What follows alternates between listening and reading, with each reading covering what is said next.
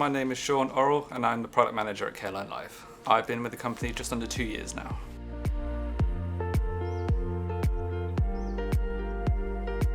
Well, in terms of locality, right, so you have the time zones, which makes communication difficult. You have the companies themselves, which don't necessarily understand the way which UK organisations move forward with how we deliver healthcare. And then with the regulation changes, the Australian government is in a massive upheaval in terms of how they're implementing their aged care. The way which they had it, which includes home care packages, otherwise known as HCP, and how they're delivered. And now they're introducing the Support at Home initiative, which supersedes everything. So you're designing a platform at the moment which correlates to one set of regulations, but the field is ever changing with a new set of regulations. The main thing which we need to develop for the Australian market is a funding module. So when we did the gap analysis between the UK and the Australian markets, there wasn't that much in terms of the core functionality which we have. The main difference which we needed to implement was the funding module. So within Australia, at a federal level, you have many different funding sort of organisations which need to be catered for within our platform. CareLineLive has taken advantage of local experts within the fields across different organisations to make sure that the information which we have is at the forefront of how we go about developing the platform in the future.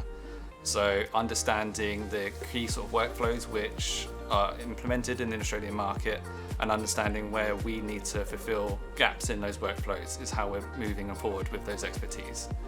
In addition, we have to do our own research, we have to do our primary research to understand where these gaps are from a regulatory perspective and implement the necessary functionality, especially in terms of financials, to make sure that our product is complete for the market. Our current team in Australia consists of a sales manager, but we're looking to expand that. We're looking to recruit candidates in Melbourne, starting with engineering. For the time being, our engineering teams are all based in the UK, which means we're on the UK timeline. Expanding the team in Australia, we're looking for some developers, front end and back end, and also an engineering manager to take on the responsibility of delivering the core Australian product.